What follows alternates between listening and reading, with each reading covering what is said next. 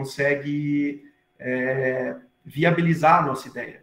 E antes de entrar, né, no conceito em si, de o que é, como é que faz, eu queria trazer aqui, né, queria trazer à tona, né, a importância de um plano de negócio.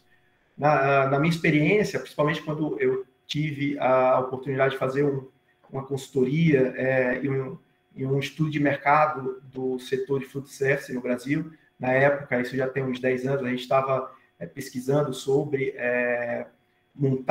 como montar e onde montar, né, uma rede de restaurantes aqui em São Paulo. E o que eu pude perceber no dia a dia, né, conversando com várias pessoas, é que muitas delas, elas pulam essa etapa do planejamento.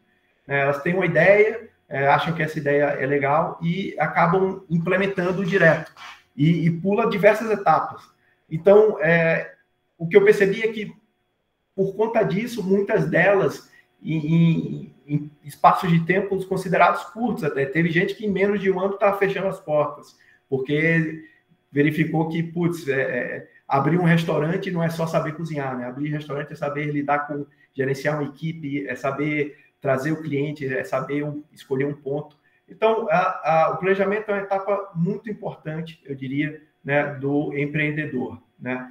Da rotina do empreendedor. E aqui eu trago uma citação de Eugene Grace. Eugene é um empresário americano, foi bastante famoso no início do século XX, né, ele é um empresário do ramo de siderurgia, né, e tem uma citação que ele fala, né, milhares de engenheiros podem projetar pontes, calcular tensões e traçar especificações para máquinas, mas o grande engenheiro é o homem que pode dizer se a ponte ou a máquina deve ser construídas, onde deve ser construídas e quando. Ou seja, às vezes você tem uma ideia, você projeta a tua ideia, mas você precisa, de fato, saber, será que aquilo é viável? Será que vale a pena realmente insistir? Eu estava conversando com a professora Sônia alguns minutos atrás e ela até brincou, né? É melhor errar no papel do que errar na prática, né? Antes de você torrar milhares de reais no empreendimento.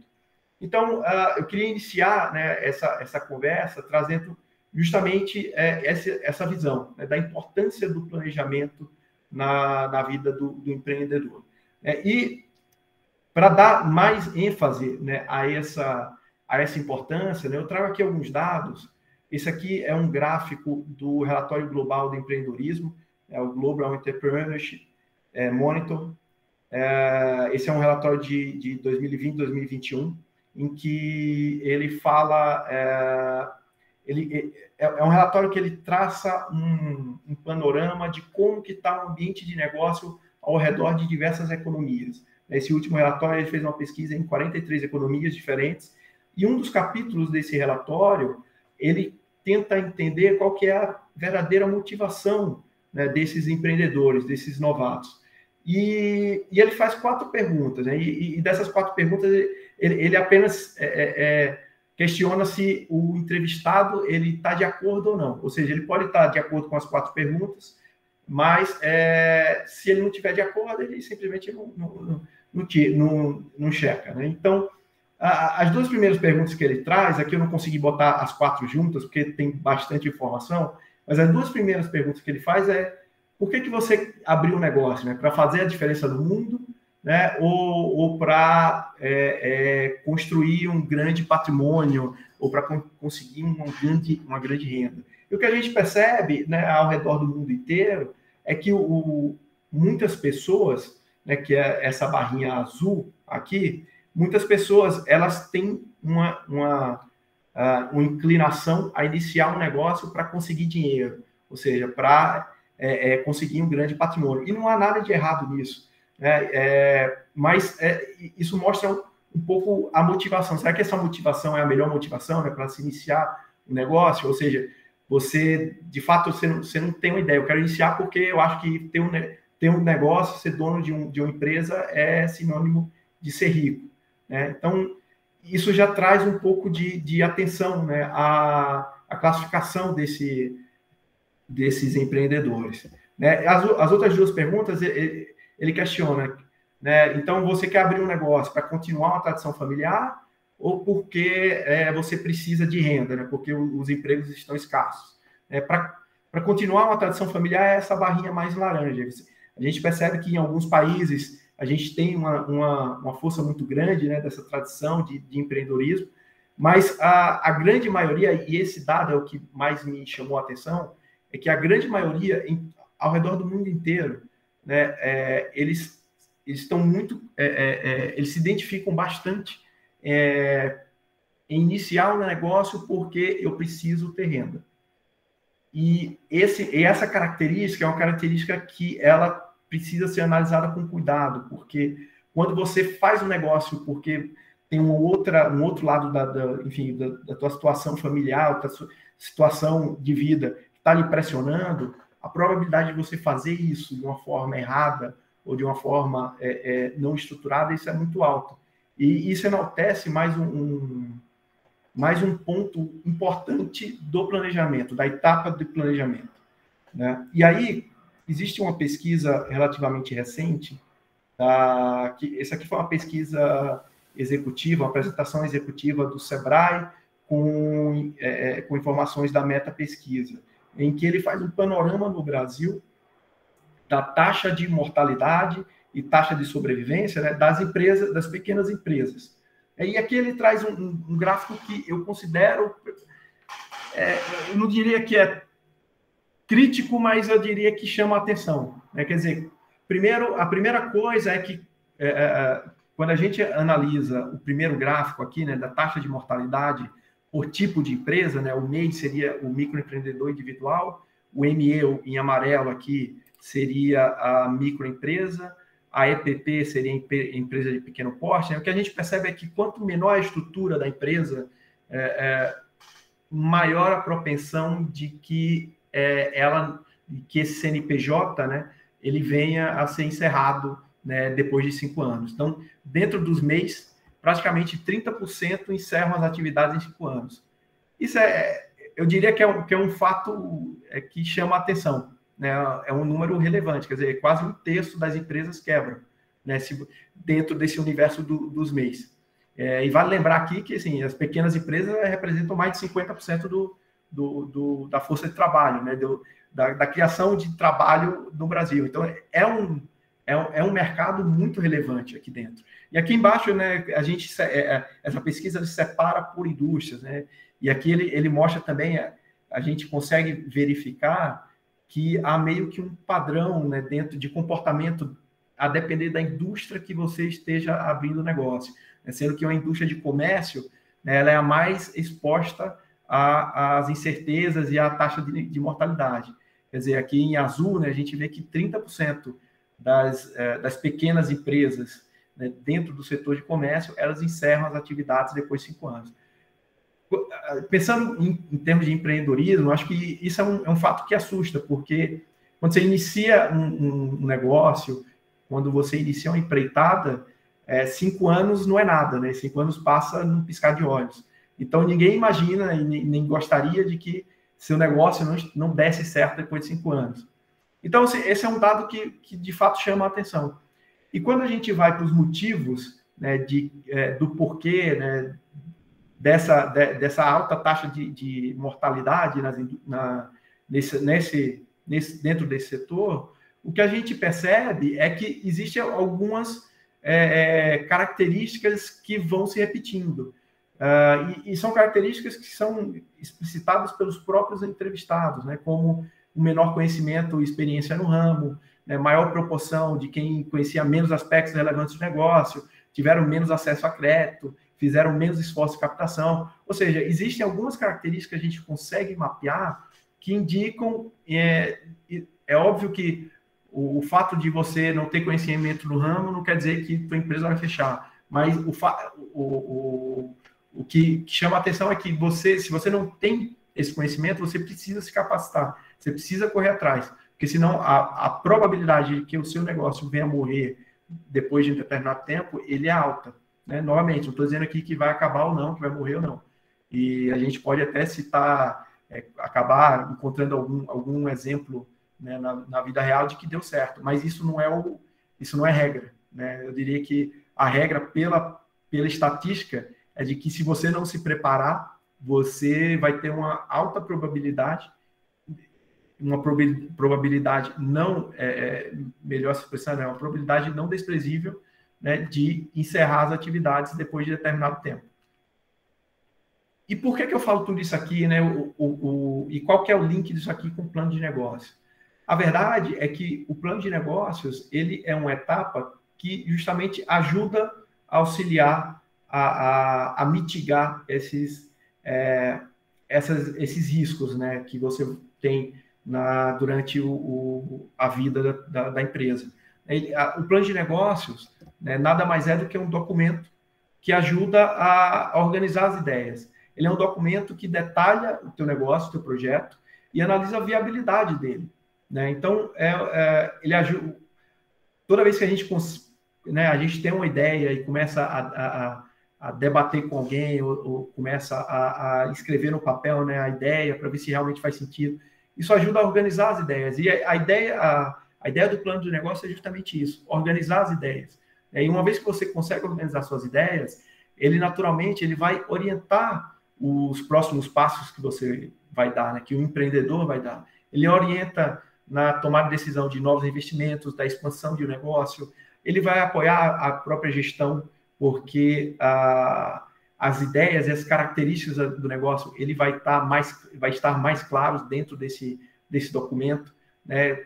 Naturalmente, ele vai ajudar na comunicação, ele vai ajudar na transparência de como que você reporta para a sua equipe, que informação você quer reportar para a sua equipe, para os seus clientes.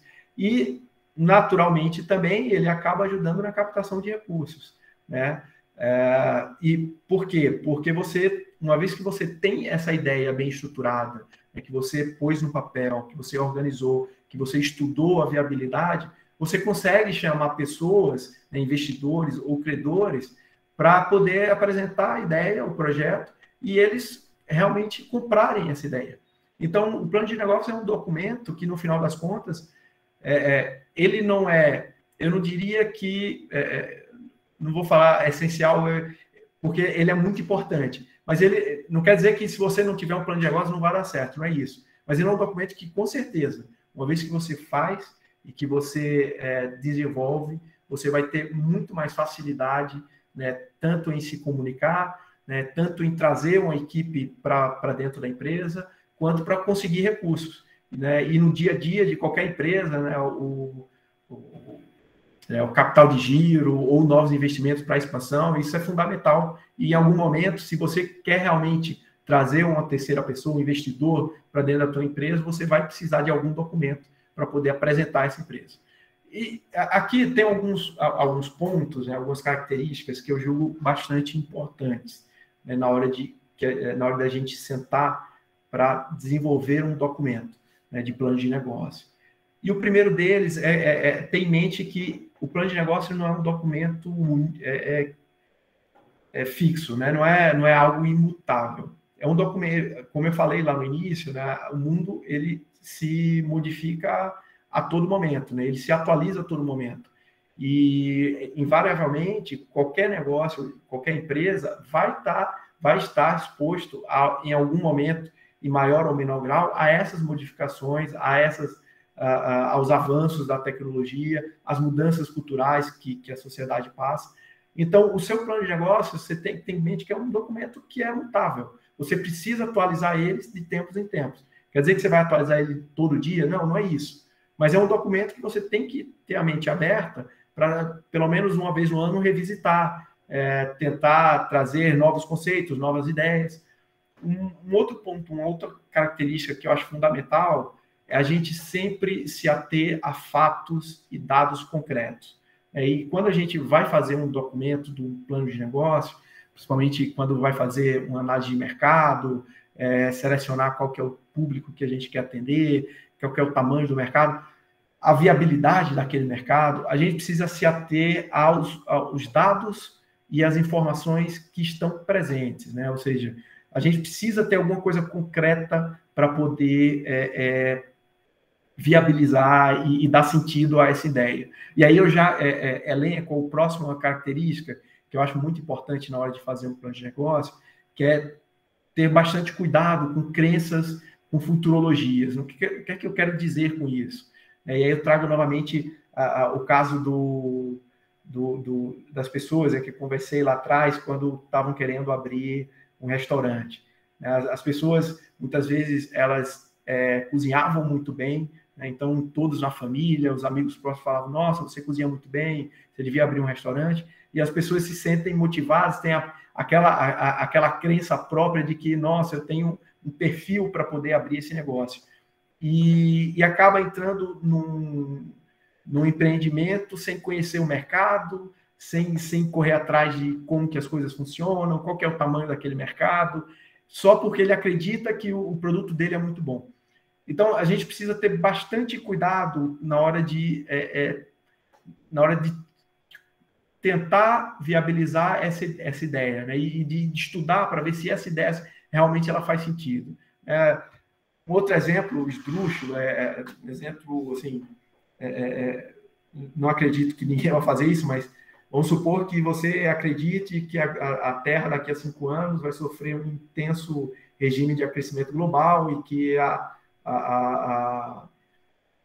altitude, né, das marés, a altitude os mares eles vão avançar para o litoral e que vai haver uma migração em massa das pessoas para o interior dos continentes, e por conta nessa sua ideia, você resolve comprar um monte de terra sem nenhum tipo de pesquisa no interior do Brasil. Isso é o tipo de futurologia, é óbvio que eu estou aqui estressando um exemplo, mas só para vocês terem cuidado, assim, será que realmente faz sentido isso que eu estou pensando? E se isso não acontecer, né? Qual que é o resultado negativo que eu vou ter, né? Qual que é o resultado das minhas decisões de investimento? Então, a gente precisa tomar bastante cuidado, né? E uma vez que a gente tem uma ideia, que a gente se atém a uns números, né, que a gente realmente viu, não, eu não estou aqui, estou viajando, não estou pensando muito alto, não estou fazendo nada esdrúxulo. Um outro ponto, uma outra característica muito importante de um plano de negócio é que todo ele seja coerente e coeso. Ou seja, a ideia e o discurso dentro do plano de negócio, ele precisa ser consistente, né? Você precisa, de fato, mostrar que fez um estudo de mercado, que identificou o público, né, daquele mercado, e você estudou esse público, né? Então, não adianta você fazer um estudo de mercado falando que, não, olha, esse mercado ele é dividido em público de alta renda, de baixa renda, só que o público de baixa renda, o tamanho do mercado ele é ridículo quando comparado com o público de alta renda, então eu vou abrir um negócio de baixa renda porque eu acho que é a melhor coisa. Essa ideia ela não é, esse discurso ele não é muito consistente, né? E a primeira conversa que você tiver com o investidor, ele vai perguntar, puxa, mas esse mercado aqui é um mercado que não representa nem 1% do mercado total, por que você escolheu esse público? Né? Então, a ideia toda do plano de negócio, ele precisa ser coerente, né? Ele precisa ser coeso. Uma última característica, e talvez essa seja a principal, é que ele precisa ser objetivo e claro. A ideia do plano de negócio não é você ficar enchendo linguiça, né? A ideia do plano de negócio é você ter um documento, de fato, que vai lhe auxiliar no dia a dia. E aqui, assim, não existe uma fórmula mágica de plano de negócio, né? Tem gente que divide o plano de negócios em diversos capítulos, tem gente que divide em pouquíssimos capítulos. Quando a gente pensa em plano de negócio, mais do que a forma que você apresenta, eu gosto de pensar no conteúdo que você está apresentando. E uma forma de ajudar, né, na produção desse documento é você responder a perguntas-chave que você precisa saber, enfim, para ter conforto, né, no domínio do mercado, e que invariavelmente seja dentro da própria empresa de um funcionário, um colaborador perguntando sobre o produto, questionando alguma característica do negócio, como próprios investidores, que vão lhe fazer diversas perguntas e você precisa ter o domínio dessas respostas. Então, mais do que a forma, o conteúdo é mais importante. Dito tudo isso, existem algumas classificações que empresas como instituições como o Sebrae, que eu gosto muito de usar como referência, que eles trazem para facilitar a produção do documento. E aqui eu separei em 6 grandes capítulos, que são capítulos que o plano de negócio geralmente costumam trazer. O primeiro deles é o sumário executivo, como o próprio nome diz, é um resumo. O segundo seria a análise de mercado, um plano de marketing, um plano operacional, um plano financeiro e uma análise estratégica de cenários. Isso, novamente, isso aqui não existe não é uma regra, né? Você, para ter um documento de plano de negócio, você não precisa classificar em capítulos. A ideia aqui é facilitar a produção. Novamente, aqui, o ponto que eu tentaria, né, tomar mais cuidado ou daria mais atenção é nas respostas às principais perguntas que a gente precisa, né, fazer para nós mesmos e para poder apresentar as nossas ideias. Então, entrando um pouco aqui por capítulo, para trazer ser um pouco mais didático no processo, né, o sumário executivo nada mais é do que um resumo contendo as principais conclusões e as principais características e detalhes da sua empresa. Como, por ser um resumo, né, ele acaba sendo, muitas vezes, organizado por último. Né? Por quê? Porque você precisa ter todo um estudo e ter todo um conhecimento do mercado para poder fazer esse resumo. Né? Fazendo um paralelo aqui, é como se fosse aquelas introduções dos artigos, né? O abstract, né? Sobre o que é esse artigo. Você vai ler lá o abstract para poder entender sobre o que é que está falando aquele artigo. Então, eu diria, fazendo um paralelo, né, com o meio acadêmico, o sumário executivo seria mais ou menos isso. Partindo para o... Então, assim, aqui eu trouxe, né, as principais perguntas, né, que a gente costuma responder no sumário executivo, que é qual que é a ideia e a missão da empresa, quais são os produtos ou serviços oferecidos, quais são os diferenciais desses produtos, né, qual que é o público-alvo, qual que é o tamanho do mercado, quem são os concorrentes, qual que é a estrutura do negócio, né, tanto em termos físicos quanto em termos jurídicos, né, se é uma indústria, se é uma fábrica, né, quantos metros quadrados essa fábrica vai ter, onde ela vai estar localizada, essa é uma empresa que vai estar sob o regime fiscal de lucro presumido, lucro real, por quê? Então, você traz as principais características do negócio. E o sumário executivo ele precisa ser sucinto. A ideia aqui é que seja pouquíssimas páginas, assim, não passando... Eu não gosto de... Se tem mais de 3 páginas, eu já fazia uma revisão do sumário para ver o que realmente precisa ser colocado ali. Então, a ideia é ser, de fato, bem sucinto. Né? A próxima etapa do plano de negócio, que eu acho que, particularmente, eu acho a etapa mais legal de todo o processo, é a análise de mercado. E na análise de mercado, basicamente, o que você busca é entender o público, entender quem que são os concorrentes, eventualmente entender quem que são os fornecedores, né, como que esse mercado funciona, qual que é a dinâmica desse mercado. Né? Então, dividindo aqui em etapas, né, quais são a segmentação dos clientes dentro desse mercado, quem que são, o que é que eles procuram, por que eles procuram aquele determinado produto ou serviço, né, quem que são os concorrentes, o que é que eles oferecem, quais que são os tamanhos, se é um mercado dominado por poucos nomes, é um mercado pulverizado, como que esses concorrentes eles se comunicam, né? Quais são as características desse mercado, quer dizer, esse é um mercado que você precisa de muitas licenças para poder funcionar, esse é um mercado que você funciona à base de patentes, né? Qual que são as principais características, como que os fornecedores estão interligados, quais são a margem geral desse mercado. Quando a gente fala em margem, esse é uma informação que vai ajudar, inclusive, no plano financeiro, para saber se a tua ideia está muito fora, né, do tamanho e das características financeiras de retorno que se encontram dentro desse mercado. Então, a análise de mercado é um documento bem extenso, onde a gente tenta entender como que o mercado funciona e quem que são os agentes, né, tanto da parte de cliente quanto da parte de concorrente de empresa.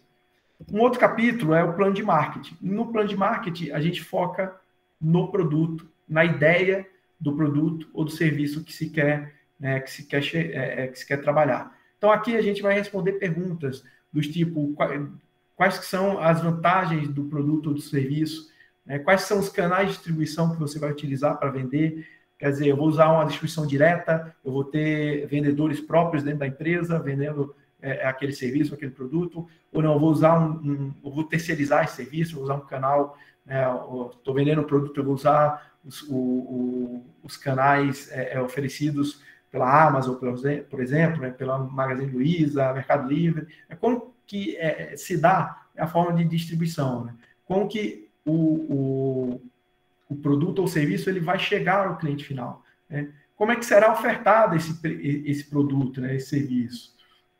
Como que eu vou cobrar, né, por esse produto? Até isso você precisa pensar. Quer dizer, eu vou cobrar pela utilização, eu vou cobrar um preço único pelo aquele serviço, eu vou cobrar por licenças. Como que você vai decidir, né, monetizar a tua ideia? E aqui, uma parte muito importante e que também está todo plano de negócio ele se interliga, né? Mas uma parte muito importante do plano de marketing também é o preço, qual que é o preço correto, né? Então, não adianta você fazer um produto que é para um público geral, para um público mais de baixa renda, e cobrar preços que ficam muito acima do que esse público consegue pagar. E também não adianta você querer colocar no mercado um produto, um serviço, né, para atender um público de baixa renda, se o custo desse produto é um custo que se assemelha a um cliente de alta renda. Então, a escolha do preço ele é muito importante também na tomada de decisão. Um próximo capítulo seria o plano operacional. O plano operacional nada mais é do que o foco na empresa, como que ela está organizada, né? Qual que é o organograma da empresa? Quem que são as pessoas que você vai trazer para a empresa? E aqui eu destaco, eu acho que é uma das perguntas mais importantes de qualquer plano de negócio, que é a equipe, que são pessoas. E é importante em diversos sentidos. O primeiro deles é que você precisa ter muito claro os valores que você quer trazer para dentro da sua empresa. E o segundo são as qualidades das pessoas. Isso é uma coisa que a gente, inclusive aqui dentro da Ultramar, a gente tem debatido bastante, né? Quem que a gente vai trazer para aqui para dentro?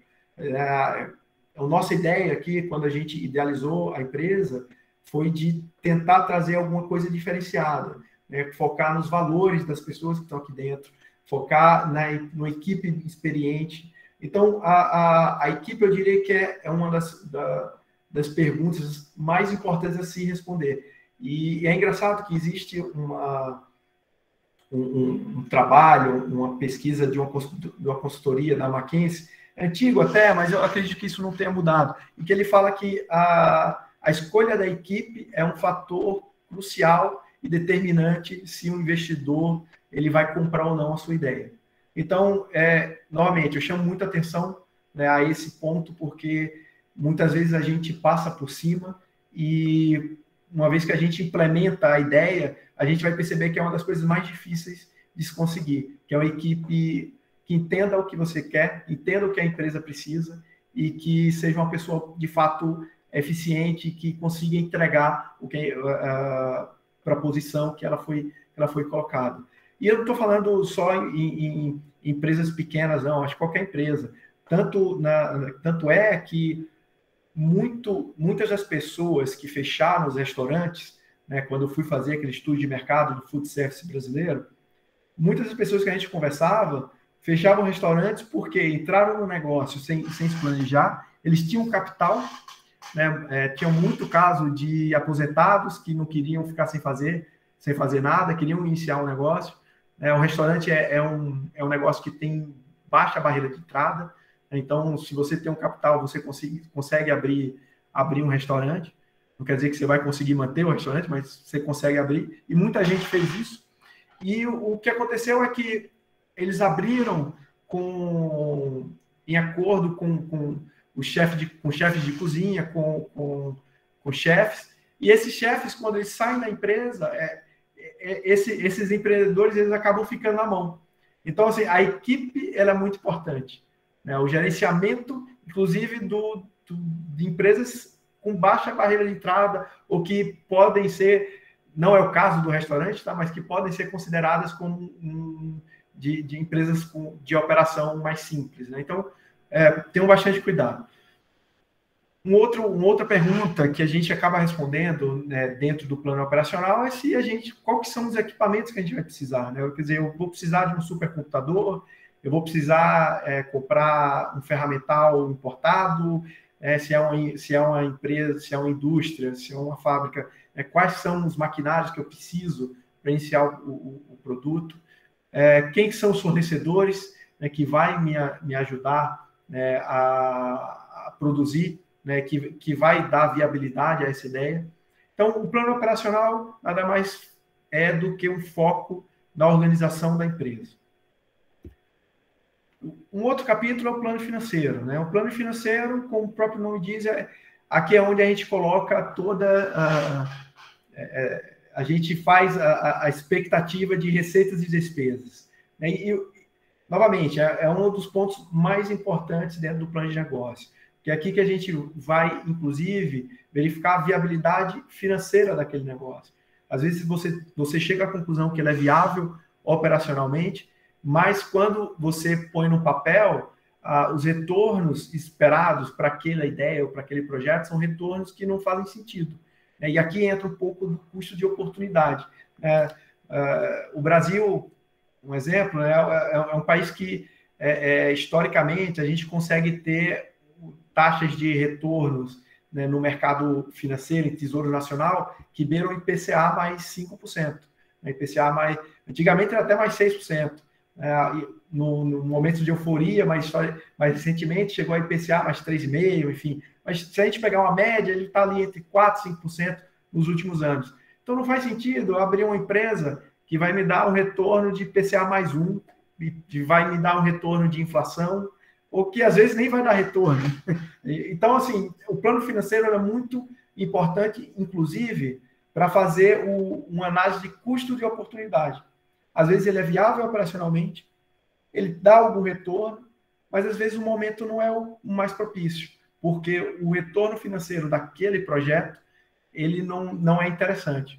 O que a gente tem visto ultimamente é que muitas empresas, e principalmente startups, né, para o pessoal, né, do pessoal de TI, né, da INET, da CEPED, a startup, quem mexe com tecnologia, eles focam bastante em crescimento. Isso é natural, porque a gente fala que empresas de tecnologia, ele consegue dar uma escala muito grande.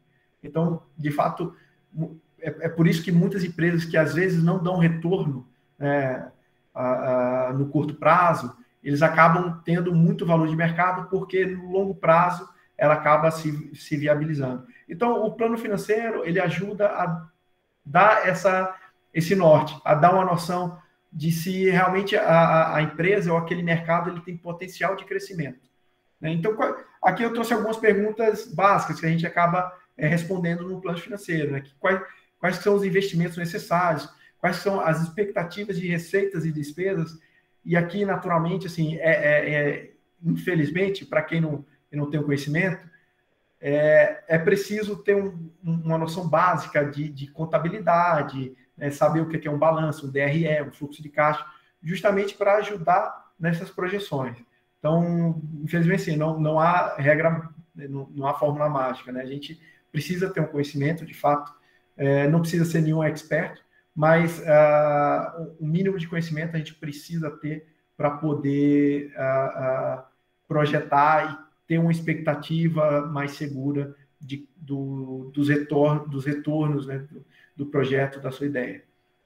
E aí eu coloco outras perguntas que a gente acaba respondendo, né? Quais são os indicadores, né? O retorno sobre o capital investido, retorno sobre equity, a TIR do projeto, que é a taxa interna de retorno, ou seja, qual que é, né, num determinado período, o retorno médio esperado por ano daquele projeto. E no plano financeiro que a gente acaba identificando também uma necessidade de captação, né? Tipo, vou precisar, olha, esse é uma ideia que é super legal, ela é viável no longo prazo, mas ela precisa de muito capital, então eu preciso acessar investidores. né? Voltando àquela pesquisa do Sebrae, a gente viu, né? O acesso a crédito, o acesso à captação, ela é um dos fatores primordiais na sobrevivência da empresa no longo prazo. Então, o plano financeiro é que vai lhe dar esse norte, vai lhe trazer essa ideia da viabilidade. Por último, o capítulo aqui é a análise estratégica de cenários, que nada mais é do que um apanhado de tudo que a gente estudou. Quer dizer, eu conheço o mercado, né, conheço o meu produto, eu sei como eu tenho que estruturar a minha empresa, eu sei quais que são os indicadores financeiros, eu sei o quanto que eu preciso, como que eu organizo,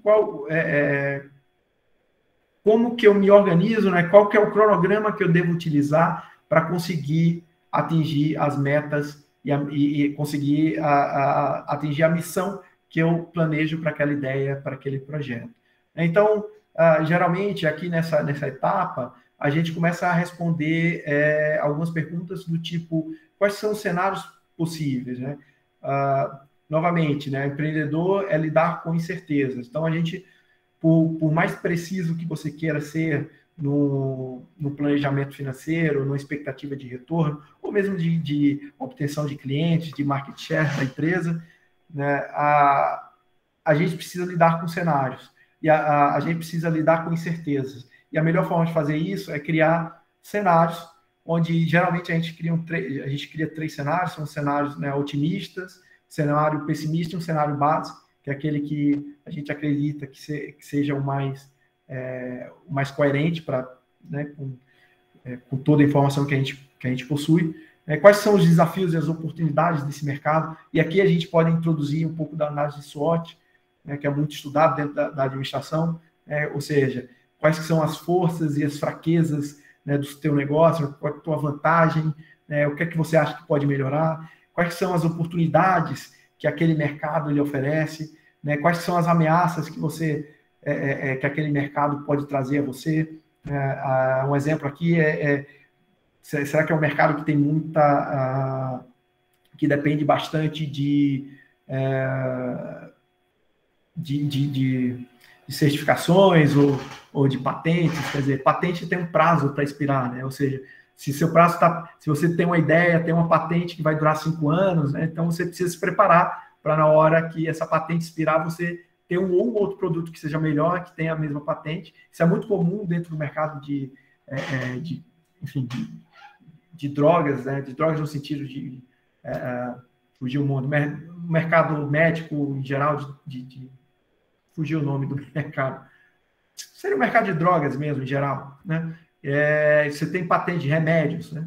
Então, depois de um determinado tempo, aquela patente cai e qualquer empresa, ela pode produzir. Então, você precisa entender como que tudo está, como que esse mercado funciona. Isso pode trazer algumas ameaças para o teu modelo de negócio, a depender de como que você esteja localizado dentro desse mercado.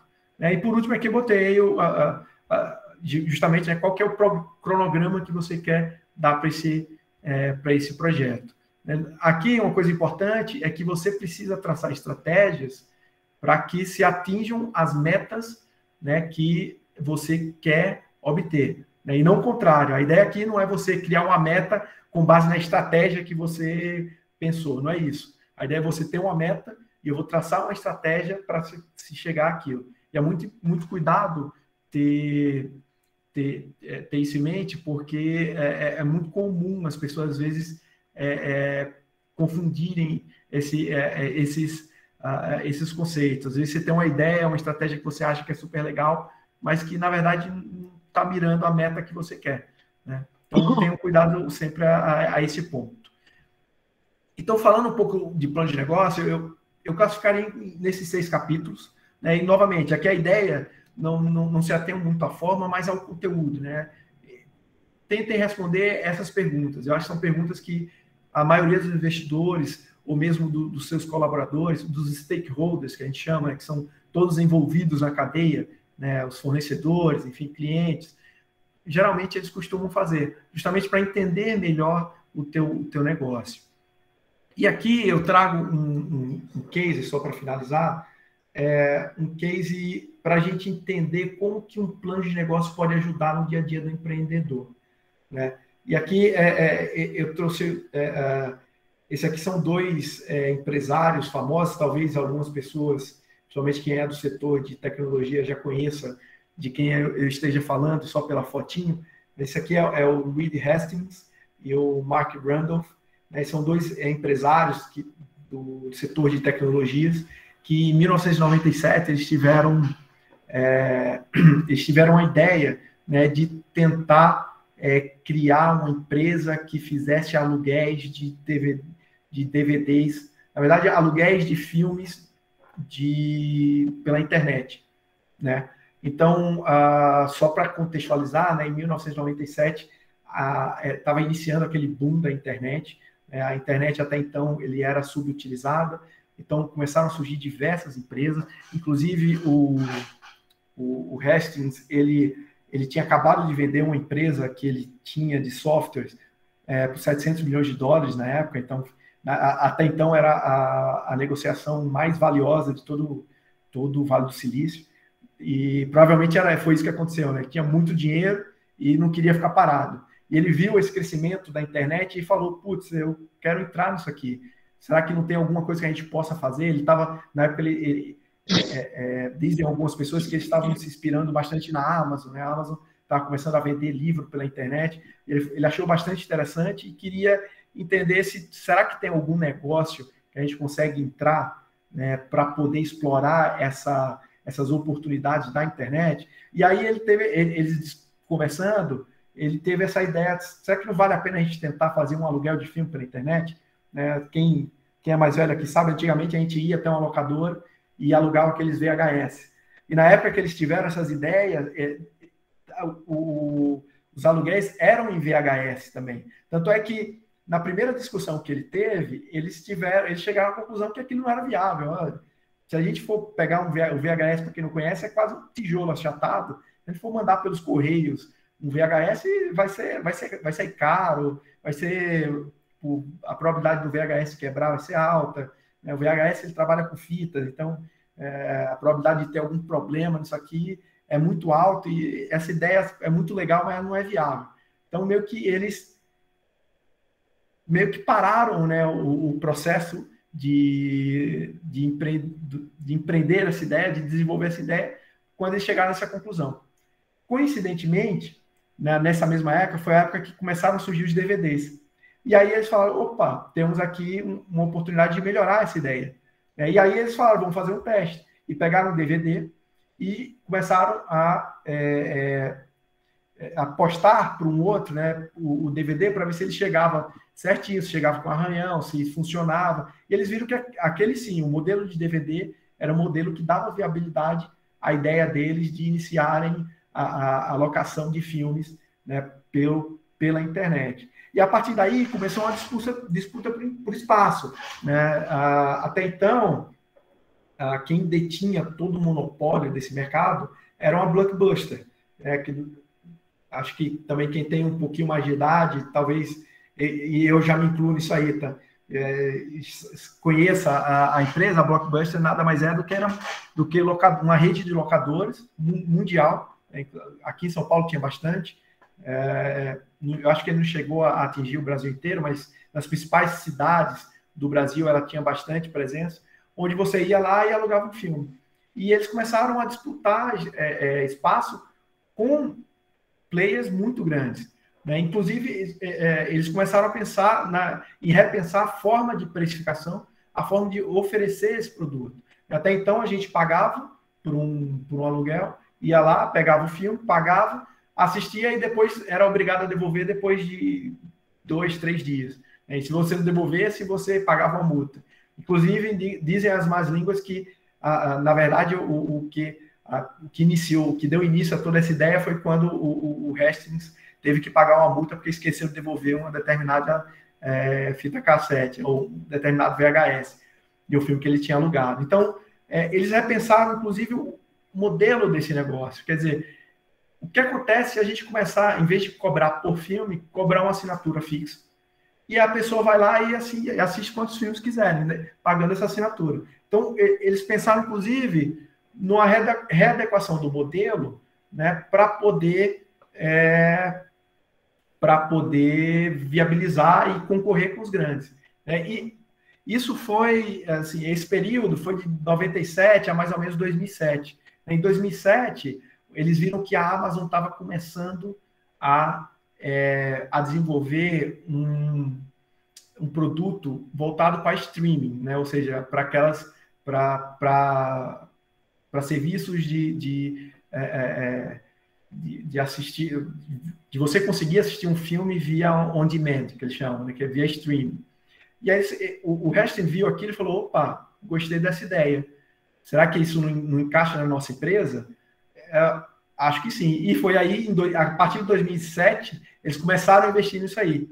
Eu acho que você já deve ter descoberto, né, quem que eu estou falando. Na verdade, essa empresa é a Netflix. Né? Eles começaram pensando em VHS, né? Viram que não era viável, começaram a testar com DVD, né? O mercado ele se atualizou e eles se atualizaram juntos, começaram a vender por streaming. Tanto é que hoje a Netflix muitas vezes não é conhecida, principalmente no país, em países como o Brasil, em que os serviços de aluguel de DVD não chegou. Eu quando comecei a estudar Netflix, eu não tinha ideia de que ela alugava DVD. E o mais engraçado de tudo isso é que até pouco tempo atrás, talvez até hoje, eles ainda tinham esse sistema de aluguel e tinham, se eu não me engano, até 2017, 2015, 2017, tinham mais de 3 milhões de assinantes. Então, assim, as pessoas continuam alugando DVD pela internet. Tanto é que, por isso que eu coloquei no slide anterior o www.dvd.com. Esse é um domínio da Netflix, né, que foi justamente utilizado para dividir esse serviço, o serviço de streaming e o serviço de DVD. Então, esse é um caso que eu acho bastante legal, né, quando a gente fala de plano de negócio. Por quê? Porque eles tinham uma visão muito clara do que eles queriam. Se você pegar a carta aos investidores lá em 2002, foi mais ou menos quando eles iniciaram a negociar suas ações na internet, né, o próprio Hastings colocava bem no início da carta que a visão deles é mudar a forma como as pessoas acessam e assistem a filmes que amam. E eles, tendo essa missão, essa visão clara, eles trabalharam a ideia deles. E eles erraram bastante. Né? Então, aqui é um caso bem interessante, porque quando a gente começa a estudar a história da Netflix, a gente percebe que teve, sim, muita tentativa e erro. Né? Inclusive, a própria produção de filmes. Né? Já em 2008, eles abriram uma empresa, que era a Red Envelope, que é para produzir os próprios filmes, e eles chegaram à conclusão que aquele não era o momento certo para fazer aquilo. Porque até então, eles dependiam muito de produções terceiras. E você abrir uma empresa para concorrer com a pessoa, com seus fornecedores, aquilo soou pegou muito mal. Tanto é que não deu certo, eles fecharam a empresa logo depois, mas isso não impediu que tempos depois eles abrissem a própria produtora. Inclusive, isso eu não sabia, tá? A gente fui estudar e descobri que o House of Cards, inclusive não assisti, mas eu sei que é uma série famosíssima e conhecidíssima no mundo inteiro, é uma produção própria da Netflix. E foi talvez a partir daí que eles começaram a tomar bastante notoriedade, né, nesse mercado de streaming. É fato que eles iniciaram, foi um dos primeiros movers, né? A gente pode considerar que eles foram um dos first movers junto com a Amazon, né, nesse setor streaming, mas eles inovaram, eles erraram bastante. E outra, né, eles não são... se a gente pegar a própria ideia de iniciar um negócio de aluguel de DVD via internet, a inspiração não veio deles, a inspiração veio de um concorrente, que era a própria Amazon. Né? O próprio streaming, né, que foi a Amazon que iniciou esse projeto, essa ideia, foi a Amazon que inspirou a Netflix. Então, assim, a Netflix eu acho que é um caso muito legal de um plano de negócio. E se você pegar as cartas da empresa, e os principais documentos do SEC, né, que é a CVM americana, você pegar os documentos da SEC sobre a Netflix, vai ter muito dado sobre o mercado. Né? Então, Aqui até aproveito a oportunidade assim, para dar uma dica, assim, como hoje a gente tem no mercado de empresas listadas, né, esse mercado de empresas abertas, elas são obrigadas a produzir documentos falando um pouco sobre o mercado. Então, se você quer se aprofundar sobre determinado tipo de mercado, determinada empresa, então tem muito documento, né, disponível na internet, que as empresas são, inclusive, obrigadas a disponibilizar. É óbvio que elas não vai colocar nesse documento a receita do bolo, mas tem muita informação sobre o mercado, como que o mercado funciona. Aqui até uma dica de como que entender determinado mercado. Mas eu queria trazer só esse caso da Netflix, porque eu de fato acho que tem muitos pontos em que você tem um plano de negócio, você tem a sua ideia bem definida, tem uma missão bem definida. Quer dizer, eu tenho um norte, eu vou apontar para ele e vou trabalhar, eu vou tomar essa estratégia. Eu quero mudar a forma como as pessoas acessam e assistem filmes que amam. Começou alugando DVD, mas, puxa, esse mercado ele não vai fazer muito sentido. A internet está crescendo, tem uma tecnologia nova, vamos mudar. Então, eles foram lá, mudaram, se adaptaram às mudanças do mercado, e essa é a adaptação do plano de negócio. É que isso é muito importante. Qualquer empreendedor, ele tenha domínio do mercado, como que o mercado evolui. Tanto é que a Blockbuster faliu, né? Então, hoje a gente não encontra mais é raríssimo, não vou dizer aqui que não existe, talvez exista em alguma cidade pequena no interior do Brasil. A própria Netflix faz alugar DVD, mas é raríssimo a gente encontrar uma locadora hoje em dia. Então, assim, o mercado ele evolui, e a gente, principalmente quem está mexendo com TI, né, a gente precisa ter bastante cuidado, né, na velocidade com que esse mercado e essas tecnologias novas elas surgem. Existe até um livro bastante legal para principalmente quem está em TI, eu acho que é bastante interessante, que é o lado difícil das situações difíceis. Esse é um livro bastante interessante para quem quiser se aprofundar sobre o tema, né? Então, é isso, assim, eu agradeço aqui a presença, novamente é uma honra estar falando um pouquinho sobre plano de negócios, fazer um pouquinho sobre a minha experiência nesse setor. Trago aqui mais algumas citações, adoro usar citações de pessoas inegavelmente bem-sucedidas, né, profissionalmente. E aqui eu deixo até citações que servem como inspiração para os novos investidores, para os novos empreendedores, né? Quer dizer, né, muito das coisas e das oportunidades a gente pode achar com os nossos clientes ou com as deficiências que todos os mercados vão oferecer, né?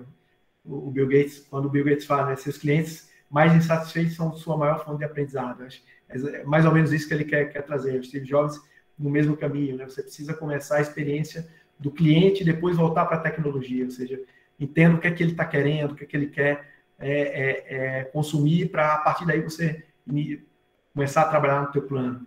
E o próprio Zig Silva, que fala, né, o que sempre me motivou sempre me moveu foi a inquietação de perguntar se não existe uma melhor maneira de fazer algo. Então, acho que isso são citações que eu queria trazer assim, mais para inspirar os empreendedores, o pessoal que quer entrar nesse mercado. Assim, eu acho que tem espaço, tá? Então, se você fizer o trabalho direitinho, não é certeza que vai dar certo. Novamente, lidar com a incerteza é o principal fator nesse ramo, mas tem bastante oportunidade, eu diria que sabendo lidar, conhecendo o mercado, vocês têm bastante material para poder trabalhar, desenvolver suas ideias. Muito bom, brilhante exposição, Flávio. Muito obrigada. Foi assim um momento de muito prazer e de muito conhecimento. Merece palmas mesmo. Eu queria deixar agora um minutinho para a gente abrir para perguntas e depois lhe pedir para tirar a apresentação e pedir para os presentes abrirem a câmera para a gente tirar uma foto, registrar esse momento tão importante. Inclusive, se vocês quiserem a apresentação depois, eu encaminho para você por e-mail e você Tá ótimo. Alguém tem alguma pergunta? Professor Alfredo Dib quer falar alguma coisa?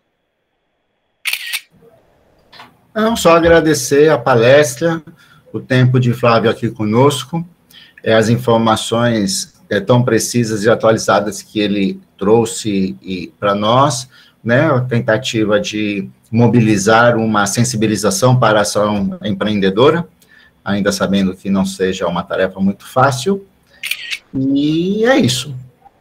Ficamos aí em contato. Professor Ronan, alguma pergunta?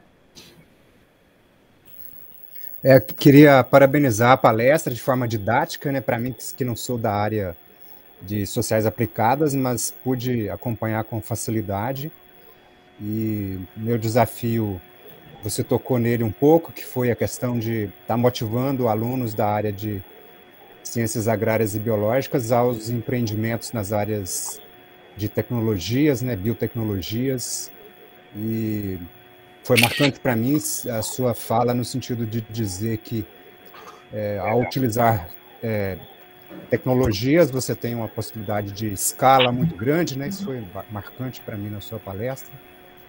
E agradecer pela oportunidade, o convite da professora Sônia, que chegou até mim para participar dessa palestra.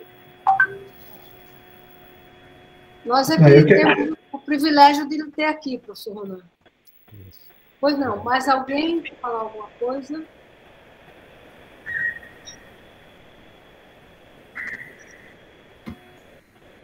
Alguma pergunta? Professora Núbia, pode falar. Eu tenho uma pergunta. Primeiramente, desculpa ficar com a câmera fechada, mas é porque minha câmera deu um piti aqui, parece que ela saiu, não está funcionando.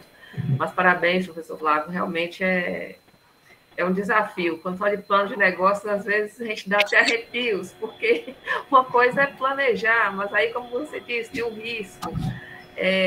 Minha pergunta é assim, é uma pergunta para a questão de motivação. No país como estamos hoje, Flávio, com tantas dificuldades, né? Com tamanha dificuldade, onde o financiamento do capital, normalmente ele vem a taxa de juros altíssimos, ao contrário de outros mercados, onde a própria sociedade financia esses empreendimentos, como é a questão cultural americana.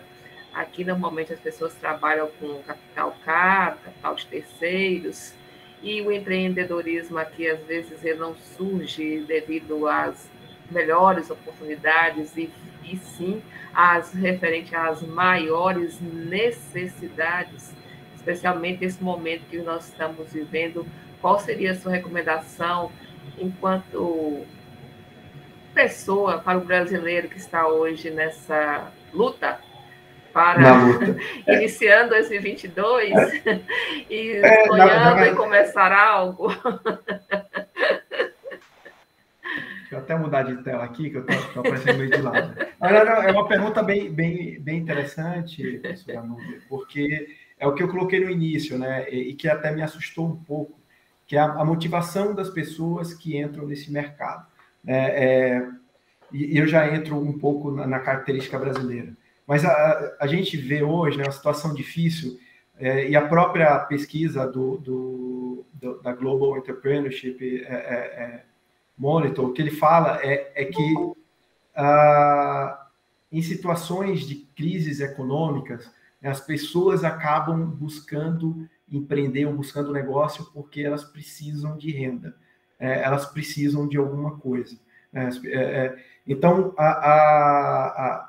esse ambiente, de fato, ele chama a atenção e é um ambiente que requer, inclusive, um cuidado. Assim, as pessoas precisam se preparar, né? Por mais que eu entendo que, às vezes, em algum momento da vida, uma ou outra pessoa vai lidar com uma situação de pressão, porque, enfim, é um pai de família que precisa abrir e começar a vender pipoca no semáforo para poder pagar as contas da casa. É óbvio que existem casos e casos, né? Mas quando a gente fala da qualidade do empreendedor, eu acredito que a gente tem um trabalho a ser feito de dar importância justamente ao planejamento, né? E a um plano de negócio, no caso. E eu posso lhe falar assim, ter um plano de negócio bem escrito, né, ele ajuda bastante na hora de captar. O fato é que o Brasil, sim, é um país caro, a gente tem esse custo do Brasil, né, e ele tem diversos fatores, tá, que acabam influenciando, né, desde fatores políticos a fatores estruturais, de fato, né, por exemplo, como que é regido os contratos de crédito entre bancos e pessoas. A gente fala bastante de spread bancário, né, que o banco cobra muito caro, e assim, tem sua verdade, tá? Mas do outro lado a gente tem também um ambiente em que a justiça brasileira interfere bastante nesses contratos. E muitas vezes o contrato que você firma, mesmo o contrato de crédito, ele pode acabar sendo interpretado à luz do que um sistema, enfim, queira fazer. Então, assim, existe a forma como o Brasil funciona, é uma forma que naturalmente encarece o crédito.